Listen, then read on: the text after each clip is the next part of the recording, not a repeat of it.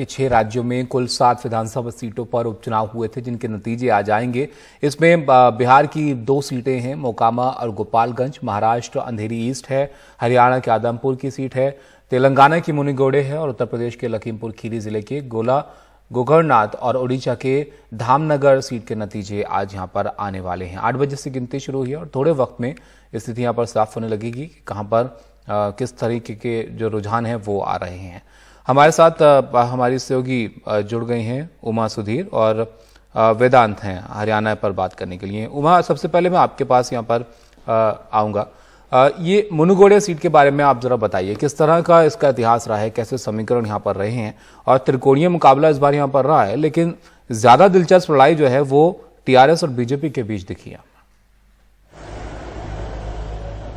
बिल्कुल, हालांकि अगले साल ही तेलंगाना में विधानसभा के चुनाव होने वाले हैं, यानी कि मुनुगोड़े का जो एमएलए जीत के आएगा या आएगी, उनका टर्म सिर्फ 1 साल का रहेगा। और फिर भी उस पर इतना जोरदार एक तरह से हाई वोल्टेज इलेक्शन जिसको कहते हैं वो हुआ, क्योंकि इसमें 3 कॉर्नर कंटेस्ट वैसे तो है कि टीआरएस, भाजपा और कांग्रेस है, लेकिन जैसे आपने कहा कांटे की लड़ाई टीआरएस और भाजपा के बीच में है। हालांकि यहाँ पे उपचुनाव इसलिए हो रहा है कि वहां पे जो कांग्रेस के विधायक थे कोमटिरेड्डी राजगोपाल रेड्डी, वो कांग्रेस को इस्तीफा देकर वो भाजपा में आ गए और इसलिए यहाँ पे बाइपोल हुआ।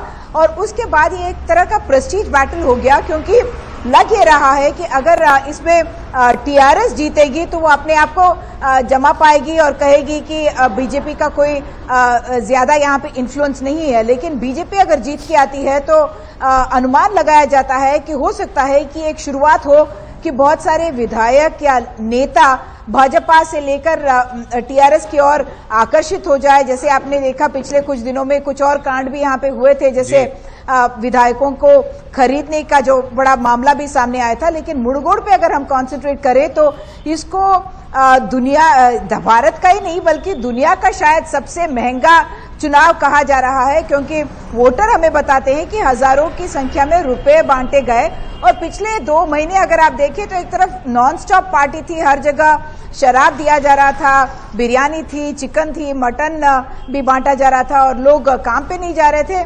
पॉलिटिकल पार्टी के अगर रैली में आप चले जाते हैं तो 300-400 रुपए तो मिल ही जाते हैं। और किसी का ऐसा कोई लॉयल्टी नहीं है, जहां जो कोई बुलाता है वहां पे लोग जाने के लिए तैयार थे, क्योंकि माहौल ऐसे मुनुगोड़ में बना हुआ था। लेकिन आज जैसे आपने कहा कोमटिरेड्डी राजगोपाल रेड्डी जो कांग्रेस से बीजेपी में आए, उन पर आरोप लगाया गया था पहले कि इस कैंपेन के दौरान भी कि 18,000 करोड़ रुपए का उनके बेटे को कॉन्ट्रैक्ट मिला और इसी वजह से उन्होंने कांग्रेस से भाजपा आने का निर्णय लिया। और दूसरी तरफ टीआरएस के कैंडिडेट तो के प्रभाकर रेड्डी हैं, लेकिन पूरा जोर लगा दिया था टीआरएस ने, यहाँ पे सारे अपने मंत्री और विधायक यानी कि 100 से ज्यादा नेता यहाँ पे अपना कैंपेन कर रहे थे, ये इंश्योर करने के लिए कि ये सीट टीआरएस के पास रहे। उमा, टीआरएस का यहाँ पर दिखता है, क्योंकि टीआरएस राज्य से बाहर जो है देख रही है अपने विस्तार को और बीजेपी जाहिर है कोशिश कर रही है कि राज्य में अपने आप को मजबूत करे। लेकिन कांग्रेस कहाँ है? उनकी तो ये सीट थी और राहुल गांधी की जो यात्रा है वो भी इस दौरान वहां से गुजरी। वो क्या कर रहे थे चुनाव में? ये मुनुगोड़ अगर आप देखें तो कांग्रेस का एक स्ट्रांग होल्ड था, लेफ्ट पार्टीज का एक स्ट्रांग होल्ड था। लेकिन केसीआर ने क्या किया कि एक तरफ से लेफ्ट पार्टीज के साथ, सीपीआई के साथ उन्होंने एक अंडरस्टैंडिंग अलायंस बना लिया, तो वो एक तरफ हो गए। लेफ्ट पार्टीज का भी वो चाहते हैं कि उनके साथ वोट आ जाए, वो एक स्ट्रैटेजी टीआरएस के पास थी।